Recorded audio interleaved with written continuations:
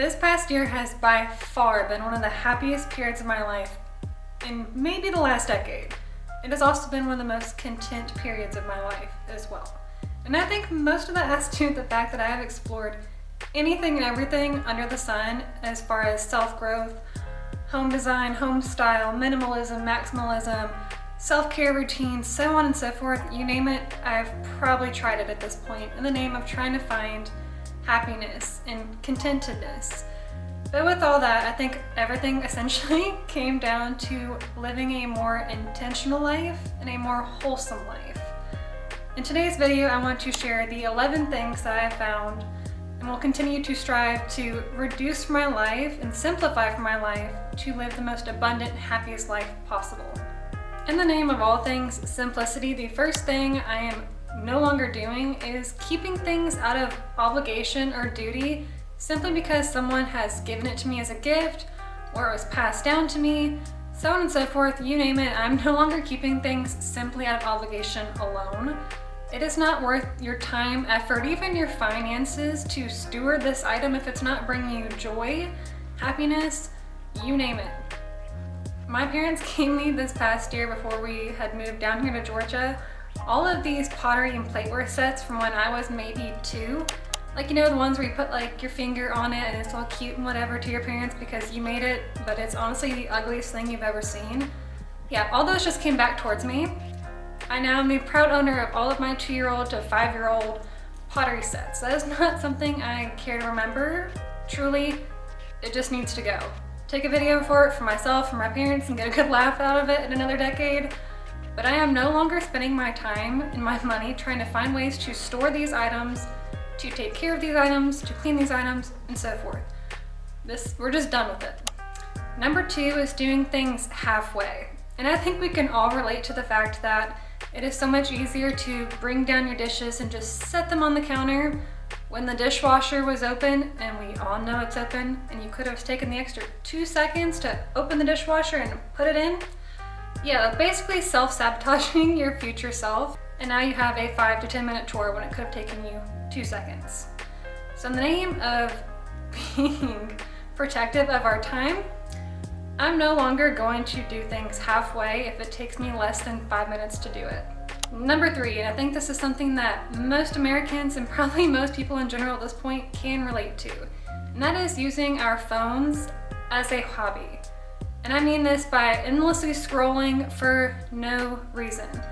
It's biding time when you're waiting in line at the grocery store, or when you probably should be working and you have downtime and you just mindlessly scroll for no reason.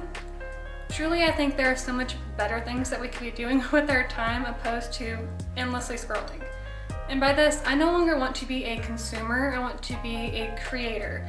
And by that, I'm no longer using my phone as a source of hobbies. I want to fill them with valuable leisure time, such as reading, researching, even if it is through a phone, but I'm no longer going to waste time on apps on social media that's not serving me.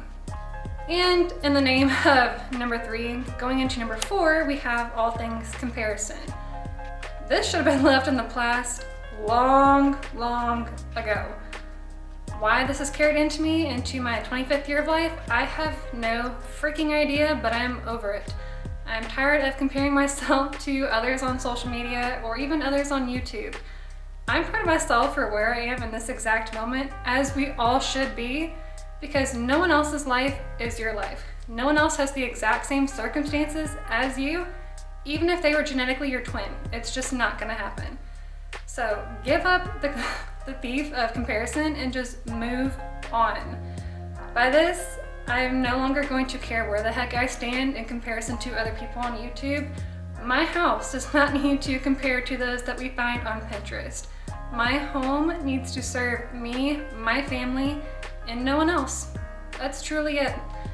I'm going to be selfish in the fact that I'm no longer comparing myself to others. Alright, moving into number 5, and that is the need to be taken seriously and/or the need to do things perfectly all the time. This is something that I've carried with me since early childhood. And actually this past week when we were back at my hometown over the Christmas season, My grandmother was actually telling me how I've always been such a driven child that always needed to be perfect and was striving to do the best she possibly could and to please others. That will be touched on number 6, but back to point number 5. I no longer am going to punish myself if I'm not the most knowledgeable person in the room, nor do I think I need to know absolutely everything and be the most perfect person to show up on here on social media, on YouTube, and or to show up in my professional career as a dietitian. If you all aren't aware, I would equate being a dietitian to the realm of a doctor. There are specialties in doctors and there are also specialties for dietitians in the clinical realm. You have people that are sports dietitians, pediatric dietitians, those that are in acute care, ICU dietitians, so on and so forth. Truly, it is not humanly possible for me to be perfect in every single one of these fields. And while I want to know and be the best person and provider that I possibly can for my patients, it's not realistic for me to know everything. And so with that, I also just want to show up as the best I possibly can on YouTube without punishing myself if I am not perfect. And so with that, moving into number 6, we have striving to live up to other people's expectations of me. I am so fed up with the need or the desire to be what everyone else wants me to be.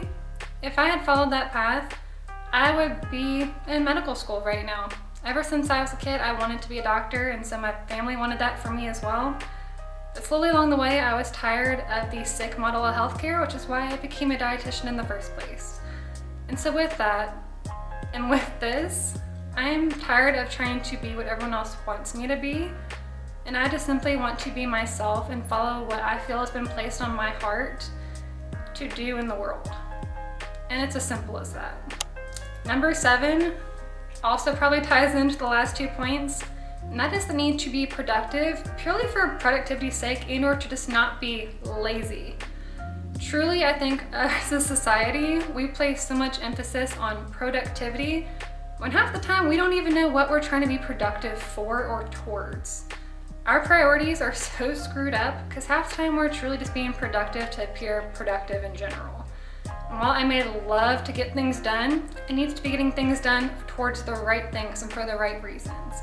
And so with that, I'm no longer going to keep making these astronomically long to-do lists that no one in their right mind could ever get done in a singular day, and holding myself accountable when I don't finish them, because truly 50 items on a to-do list in a 24-hour day, never going to happen. Truly is never going to happen. And so with that, I'm done with doing productivity and being productive purely for productivity's sake alone. Number 7 also rolls into number 8, and that is not honoring my need for rest and relaxation and leisure time. I've actually been doing a lot of research here recently, and part of the epidemic of loneliness and depression has thought to have been stemmed from the lack of leisure time in the American society today. And I think this is incredibly true with the need for everyone to strive to be productive. But I'm so sick and tired of everyone in the social media realm saying that you're lazy, you're never gonna reach your potential.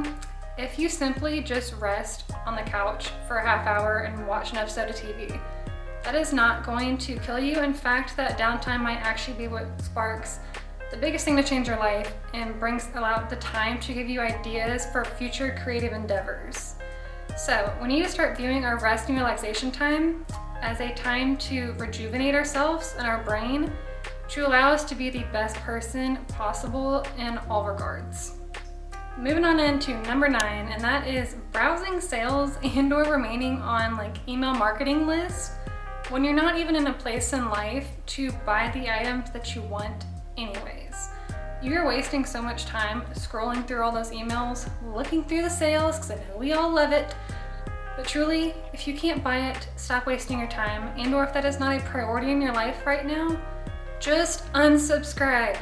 I would be so much better for it. We would all likely be so much better for it, as our brains just love a good sale, even if it's not going to serve you. Moving right along into number 10, that is buying lower quality items in place of any higher quality items, simply because you are afraid to commit to the higher priced item, even though you know that you will inevitably buy said item. For example, we have a very low quality blender in our kitchen.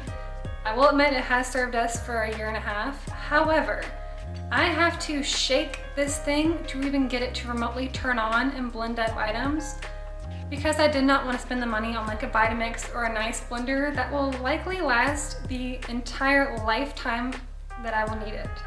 And I should have just committed to the higher quality item to begin with. All right, number 11, to round out the end of this video, we have living from a scarcity mindset mentality, when we should all be living from a place of abundance. There is enough in this world for all of us to go around. I no longer need to hoard items in my home simply because I'm afraid they won't be available at a future time. And opposed to a physical sense, this also extends into the emotional sense as well, and the fact that there is enough room, for example, on YouTube or in business ventures, for you to make your place as well if you're bringing forth a quality item and you believe in yourself. So with that being said, I am no longer afraid that I'm not gonna find my place or there's not room for me in the YouTube realm, when I know for a fact that if I'm putting my best foot forward, I'm showing up as myself and I'm truly here to help others, I will find my niche, even if it is 1,000 people, and getting to impact the lives of 1,000 people is such a privilege and is such a blessing to be able to do that. So with that being said, I am no longer operating from a place of scarcity, and instead I want to move into living in abundance. That is my word for 2024. That is what all these things are culminating to allow myself to do, is to live a life that feels bountiful, feels abundant, all senses of the word. And so with that, I hope that any of these 11 items are ways to simplify your life, help you to better your life in the coming year as well. And with that being said, I hope you have a happy, wholesome day, and I will see you in a video here soon. If you made it this far, please consider liking and subscribing down below. It truly would mean the world to me, but I will see you in a video here soon. Bye guys.